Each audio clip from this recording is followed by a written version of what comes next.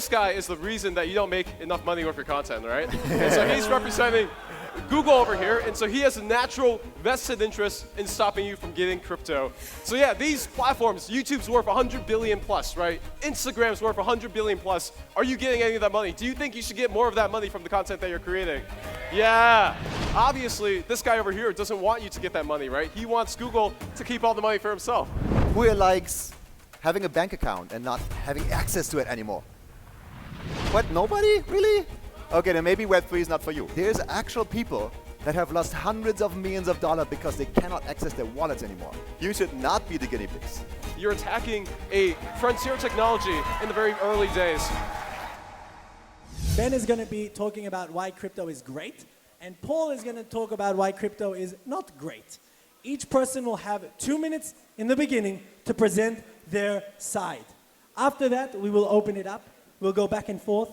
Maybe I will interject. Maybe I will ask a question. At the end, we will have a closing 1 minute statement. And after that, what do? Do you remember what we do? A poll, exactly. So you will vote who is going to win. And I'm not sure, Ben, which team are you on? I'm on the pro crypto team. No, but like the more important conversation is Team Bellic or Team Matt? Which one are you on? Sorry, okay, Team Bellic, okay, good. obviously, woo! Team Matt. Very good, okay? So just keep that in mind as well in case you're thinking of who should win. Are we ready to start? Ladies and gentlemen, gentlemen, we have 24 let's do minutes it. on the clock. Ben, would you like to go first? I'll take it, all right. Woo! Okay, so first, crypto powered. I love it. Okay, the crowd's already with us. This is good. First, okay, so I want to do a show of hands. How many people here create content? Raise your hand. Awesome. Okay. How many people like money here? Raise your hand. Nice. Okay, more people. That's even good. Okay, how many people wish you made more money with your content? Raise your hand. Good. Okay, so this guy is the reason that you don't make enough money with your content, right? And so he's representing Google over here, and so he has a natural vested interest in stopping you from getting crypto and stopping you from getting into Web3. So for a quick show of hands, how many people are familiar with the term Web3? Oh, good. Okay, so we have a good audience here. I'm going to explain real quick to everyone else what Web3 is, why it's good for you as a content creator, and someone who just wants to make money, right? And so Web3 is the new iteration of the web where you're able to own content as well as be able to create content and to consume content from other people. And so in the past, all you have are monopolies like Google, right? They take all the money. You know, hey, Desire, how much money does YouTube take on your videos? What's 55%. Isn't that crazy? Do you think YouTube should take 55%? Is there a boo in here? Woo! Awesome. Thank you. So yeah, these platforms, YouTube's worth 100 billion plus, right? Instagram's worth 100 billion plus. Are you getting any of that money? Do you think you should get more of that money from the content that you're creating? Yeah. That's what Web3 is going to let you do, okay? And obviously, this guy over here doesn't want you to get that money, right? He wants Google to keep all the money for himself. And that's exactly what Web3 is all about, is you're going to... What's up? They're spying on us too, exactly. Yeah, they're spying on you. Thank you. Yeah, I'm getting team support over here. Yeah, any other things you hate about Google, just let me know, and let's put it on stage. But yeah, so they don't want you to own the platform. They take all the money for themselves, right? And you have nothing you can do about it because where else are you going to go? They were like, YouTube's the only place because we own the whole network effect, right? You leave us, you leave all your followers behind, you lose all your content. That's all owned by us. That's what the web is like today. Crypto is all about you taking ownership over everything in your life, your content, the money that you can make from your content, everything. And so in Web3, what we're moving towards is decentralized ownership, collective ownership. When you create something, you deserve to own the platform that you're creating on. You deserve to be able to capture all the money from what you create, not just 45%, not just a tiny fraction. And right now, you can't do that in the existing world. So Web3 is going to change that. So if you're with me, woo! Well done. Okay, Ben started. That was a very hardcore attack from the beginning. You started off attacking, then you said why it's good. 2 minutes, Paul, to make some revenge. Here we go. All right. So who here likes losing money? who here likes being scammed out of money? Who here likes having a bank account and not having access to it anymore? What, nobody? Really? Okay, then maybe Web3 is not for you. Because So let's pretend for a fact that Web3 is not a Ponzi scheme and pump and dump, whatever. Okay, so, and let's forget about the fact that, Bitcoin transactions in a year take the energy consumption of Finland, right? Okay, great. If you would take away from that, there's actual people that have lost hundreds of millions of dollars because they cannot access their wallets anymore. So if you don't get completely familiar with the Web3 space, with crypto, with NFTs, you're going to get scammed. You're going to get scammed badly, and that means that, for instance, good example, NFTs. If you are selling an NFT, if you're creating an NFT, a lot of these people that create NFTs are selling them to themselves to pump up the price, right? And so you might not realize this, but it's a thing. Or there's no validation in NFT land if an artist doesn't want their art to be used as an NFT. Also interesting thing. Do you think those NFTs that were created initially still work? Well, it turns out they don't. Because an NFT is not actual art. It just links to art, and sometimes it's on a domain, and that domain is broken, and it's gone. And so that NFT is worthless. So that's not great, right? But what's also not great is, so he here wants to become a plumber. Plumber, anyone? No? Okay, so no love for plumbers. Well, it turns out, if you build your own house in the middle of nowhere, you have to be a plumber. You don't want to be a plumber. So decentralization doesn't matter all the time. What matters, and this is what Ugo talked about, is renting the right services at the right time. You really don't want to own the entire social media network or everything around it. That doesn't make any sense. So what's more important than that is interoperability. And so this is what really matters to me. So here we go. Very good, Paul. Okay. I'm gonna try and summarize in one sentence what each person said here. Okay.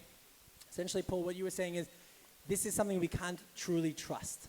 A big portion of what you were saying was you're giving things to others, and if you lose control, it's all gone. So what Ben is saying is all fantastic. But if you lose the control, it's gone. And Ben, what you were saying was essentially you start off attacking. Yeah, Google is evil. That's the key takeaway here. The premise is that Google is evil, but really gaining that independence, right? Yes. And owning everything yourself, so you do not need to rely on others to do what it is that you want to do. Mm-hmm. But I want to ask you, how do you tackle Paul's point about losing access?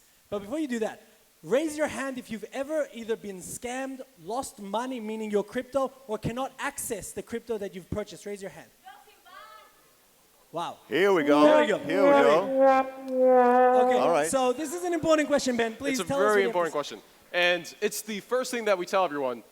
You have to be safe in this space because it's a Wild West, okay? And so in the Wild West, right, you've got so much opportunity. Why do people go there? It's because it's the gold rush, right? There's so much opportunity in being a new pioneer, but there's also risk. That's absolutely true. There's risk with being the first people, and you're all people who take those risks. So I'm actually really proud of all of you here who raised your hands because you went into a place that was dangerous, that was new, that doesn't have the guardrails that these monopolies like Google, give you, but you went there anyway. And sure, yeah, you lost some money, but as you stay there, the skills that you gain being so early versus everyone else are going to benefit you a lot more. And so the space is dangerous, but every new technology has been dangerous in the past, right? When you were on the internet, there are scams existing on the internet too, right? And it's a bit of a hypocrite, I want to say, because this guy, he was one of the early pioneers of the internet back in the day. So he made this awesome library called jQuery. It powers a lot of the internet and all those things.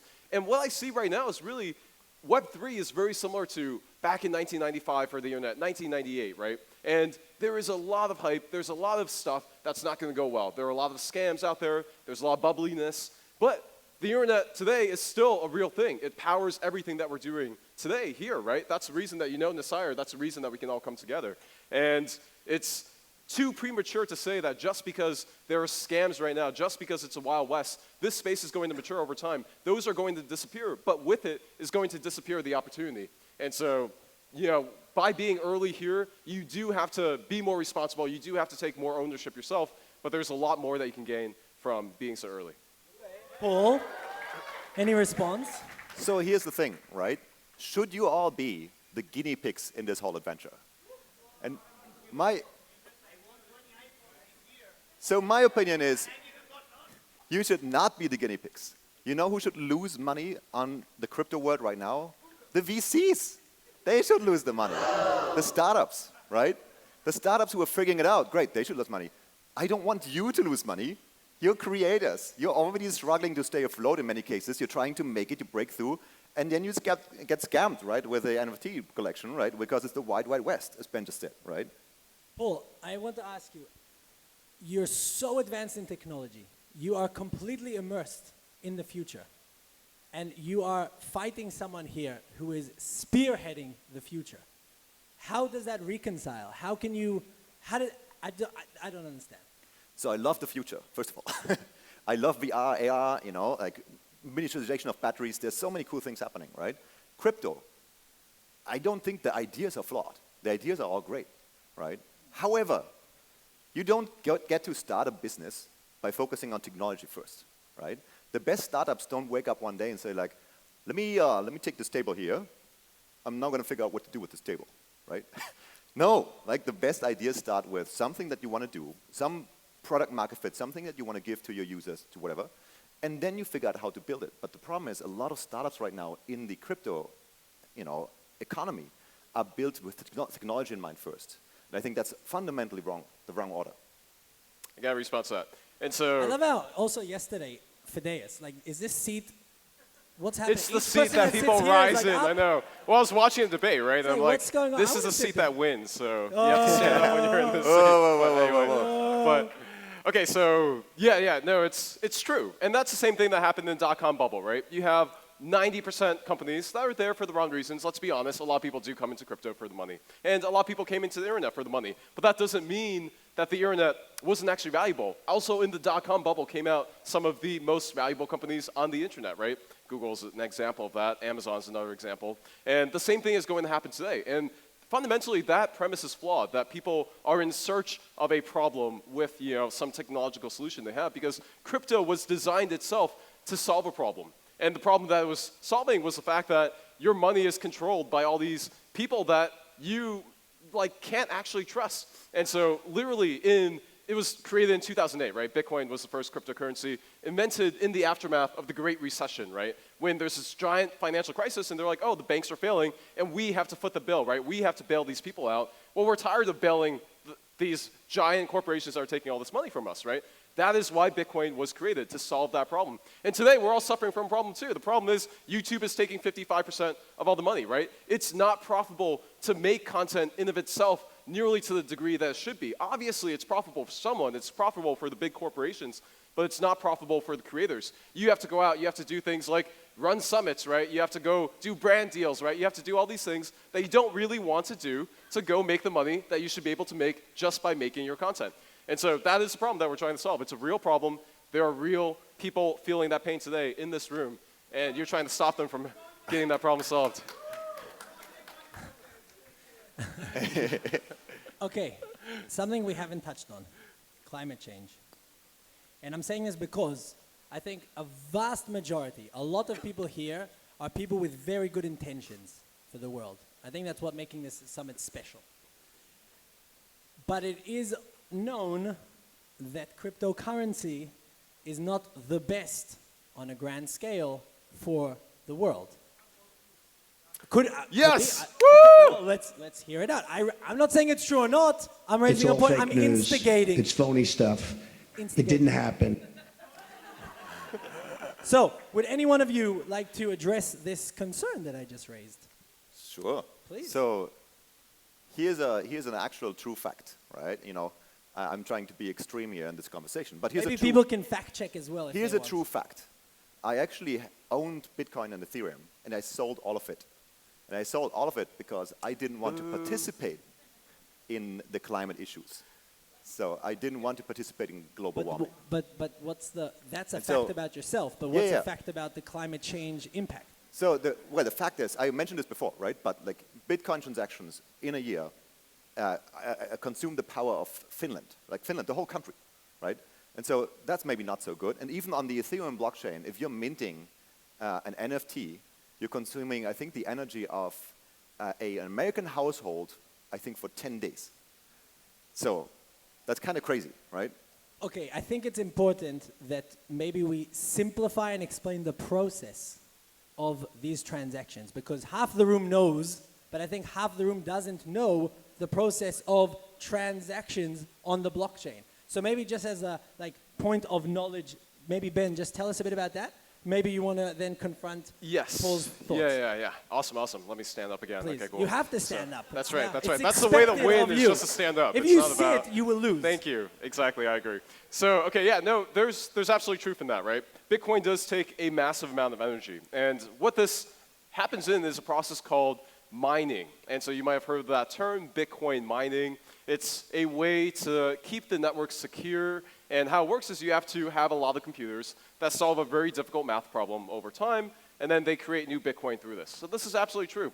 And this is the only way that Bitcoin could get off the ground to invent cryptocurrency, because you needed to have people do a hard thing in order for them to prove that they could actually create new Bitcoin, so that anyone in the world wasn't just able to say, hey, I want some Bitcoin, I can go create some Bitcoin. And so transactions happen when someone solves this really difficult math problem. They can go ahead and create a new block. That's why it's called the blockchain. You put a new block of data onto this giant kind of ledger, database of all the transactions that have happened in the past, and then you can include every transaction. Alice sends 10 ETH or 10 Bitcoin to Bob or something like that. And so that's how a transaction works, and that's absolutely right. Bitcoin takes a lot of energy. And that is just one tiny fraction of the picture, because actually Ethereum, which is the leading kind of actual platform where NFTs and all of Web3 is happening, is not on Bitcoin. Bitcoin is really just for these monetary transactions as the first. Ethereum takes 99.95% less energy. In fact, Ethereum takes the same amount of energy in 4 months from now. They've invented a new technology called proof of stake as 2,100 American homes. So a tiny, tiny little town in America, not a country like Finland, anything like that can power the entire blockchain.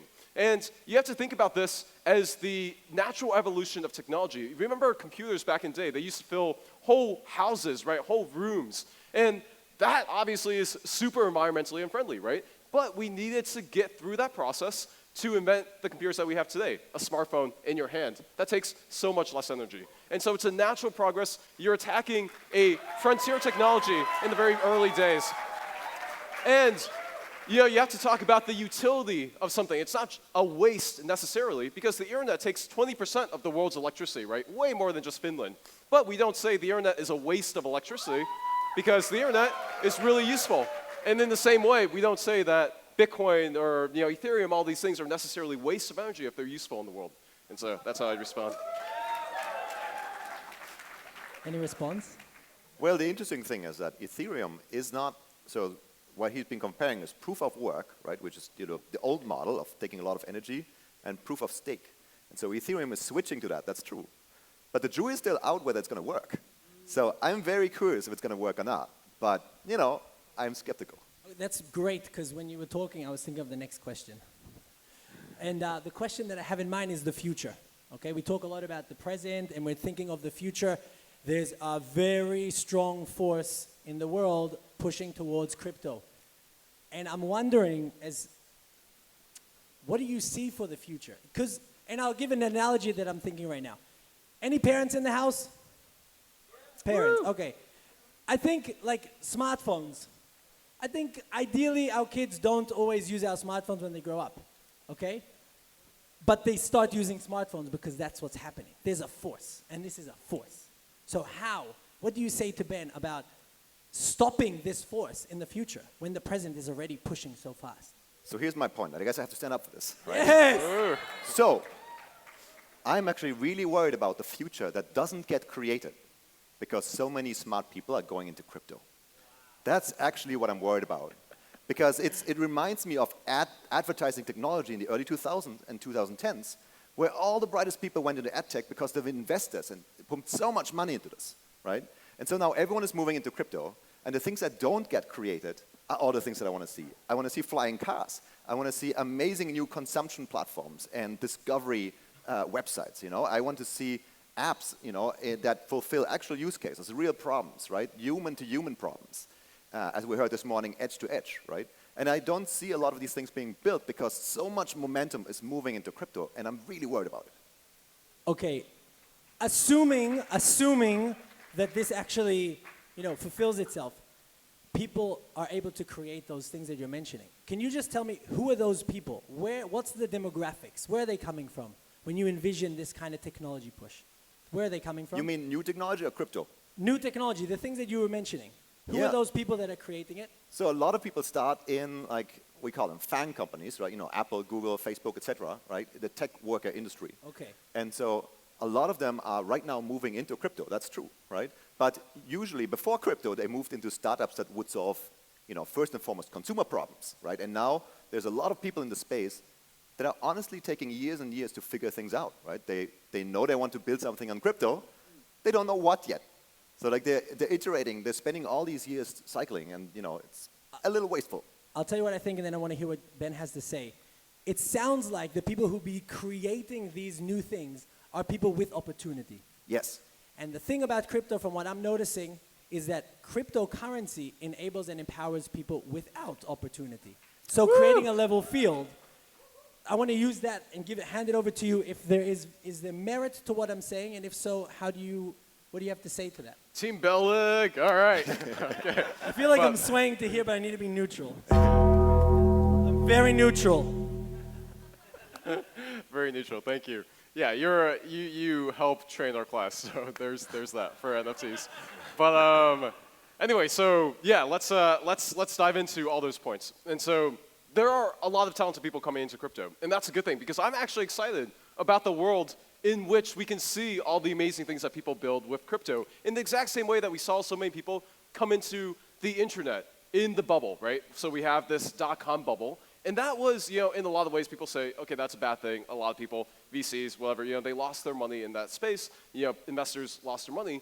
But there's a large argument that that is actually responsible for the internet as we see it today, because it brought so many talented people into a new technology before it was ready. Because, you know, who makes something ready? Who builds a mature internet? Well, it's really, really smart people who are coming into these new technologies, working on them, right? And so it was because there was so much money coming into the space that we were able to develop the internet into what we see today before a time where it was ready. It's this natural paradox, right? And so it's the same thing that we see with crypto. Crypto is not just this one like evil thing that's, you know, like taking away opportunities. It's, again, we're trying to say it's something that is going to reward everyone. It's going to make people's real life problems a lot better. And you're absolutely right. It gives a lot more opportunity. For example, some of my best friends in NFTs are part of this African collective. There's one of my most favorite artists. You probably know of him if you've seen my course, Vintage Mozart. He's from Zimbabwe.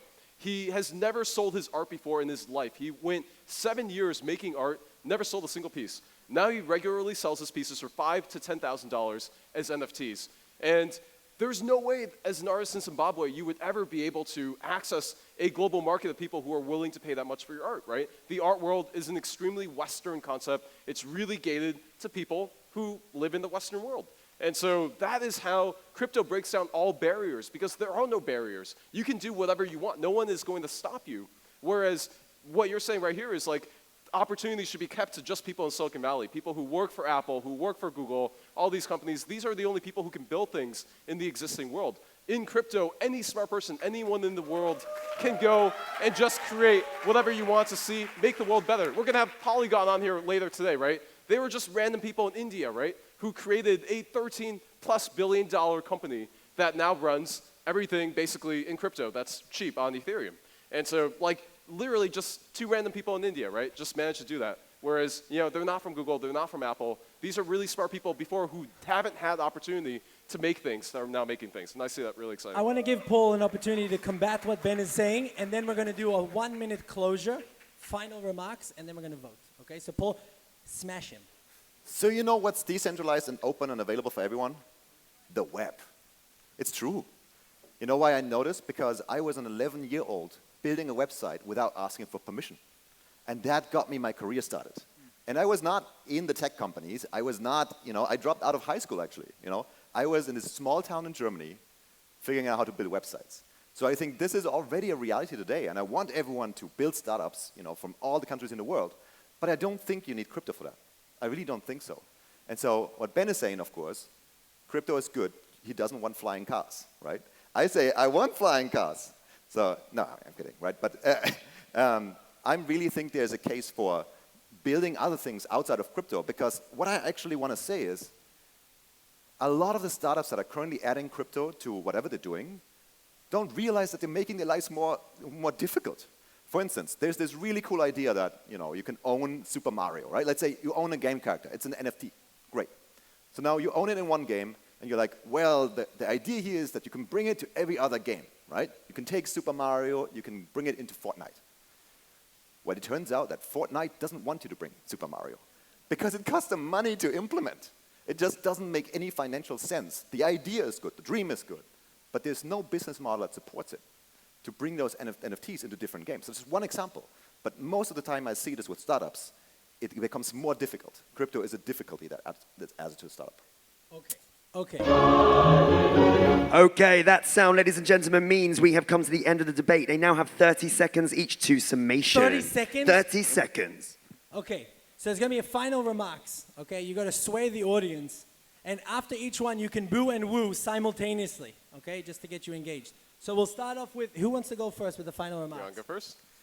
Okay, tell us things we didn't hear. Something that's going to blow our mind. That will convince the masses to vote for you. About why crypto sucks. Go on. So I don't want you to lose your bank account. That's really important, right? I don't want you to be the guinea pigs. I want you to make money, right? I really want you to be empowered. And here's the thing. I'm going to tell you one fun fact here. He talked about the Mona Lisa yesterday, right? Who owns the Mona Lisa in crypto? Well, it turns out there's not just one blockchain. There are many, many blockchains. So now everyone owns the Mona Lisa on every single blockchain. Who owns the Mona Lisa? Come on, right? So it's not just Ethereum. So that's a problem. How do you solve for that? I don't know. But we haven't talked about it as a community. So I rest my case. Okay, Paul, I got it. You're focusing a lot on problems and the risk. Ben, take it away. 30 seconds. I'm not here to talk about problems. I'm here to talk about opportunities. So I'll tell my personal story. There are two things in my life that have made things immeasurably better in every single way. And the first one is Sire. So him making videos is just the best thing. And then the second one is crypto. And I was living on the side of the street in an RV before I had crypto. Like, literally, there are pictures of me eating canned corn, like, in the RV, in the first video that we did together. And now, I've made millions off crypto. And that's the opportunity. That's not because I'm special in any way. It's literally just because I was able and lucky enough to be early in this new frontier. And that's what I want to see for all of you here, right? And that's what I have seen for so many people who are early in the space. There's so much opportunity here, and that's, are you going to focus on, are you happy with the way that the world is today with things that, we haven't had flying cars even before crypto, right? And so, that's not what's holding people back, right? We need new solutions to new problems that we have, and crypto is a huge part of solving those problems. Ladies and gentlemen, give it up for Paul and Ben for presenting their cases. Now it's time to get out your phones, stop video mode, start voting. Let's see the Mentimeter on the screen. We can have a dramatic tune, potentially, DJ Matt. No pressure. Scan that code. Vote who you think has been most convincing. Most convincing. Let's see what's going to happen. This is very non-dramatic music, Matt. That was good. Okay, Get we have voting, some votes. people. Can we Get see the voting. results? Can we see the results of the poll as well, team? I think we have 9 people that voted. Oh, wow, 172. I'm on Team Ben with 117. Paul is at 95. Paul is at 106. Paul is at 110. 150 to Ben. How are we feeling about this, gentlemen? How are we feeling about this? We're at a 30 difference with 319 people. Wow, keep voting, close. keep voting. Wow. Paul's getting closer. Paul's getting closer. Paul's getting closer. Yes, 20, yes. less than 20. Oh, wow. 10, 5, 2, 3. What? Yes! What? Oh my goodness, keep voting. Give it a couple more seconds. Oh my goodness, what an upset. Oh no, it's coming back. It's coming back. Let's count it off. 500 people, Nusire. 500 people are voting. Oh my goodness, ladies and gentlemen, we have a victory. You can stand up, you can give a round of applause to Paul. Paul has been most convincing. Crypto is not a good idea. Crypto is not a good idea. Shocking, I know. Shocking. Oh my goodness. Okay. Hold on. We need it. That's really great. We have to close this, otherwise someone's gonna push Ben up. Can we have a victory speech? I don't know. Sure. Yes, can you give us a victory speech? How you feel, who you want to thank? Yeah, I want to thank my wife and my daughter and my family. And No, this was a lot of fun. I want to thank Ben first and foremost. This was great. Thank you so much. Let's hug, let's hug. That was amazing, man. And honestly, Hello, if hello, Crypto hello. works for you, great. But Hello, don't hello. be a guinea pig.